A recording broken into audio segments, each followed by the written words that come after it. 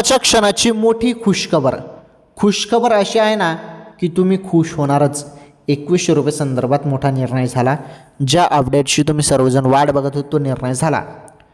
1500 रुपये 17व्या हप्त्याचे पण आलेले आहेत.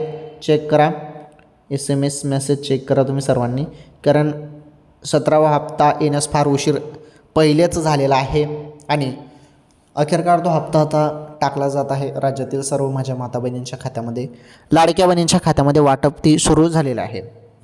खुशखबर 2100 रुपये संदर्भात पण समजून घ्या.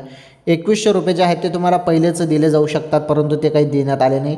परंतु आता मोठा दणदणीत विजय महायुतीला झालेला आहे.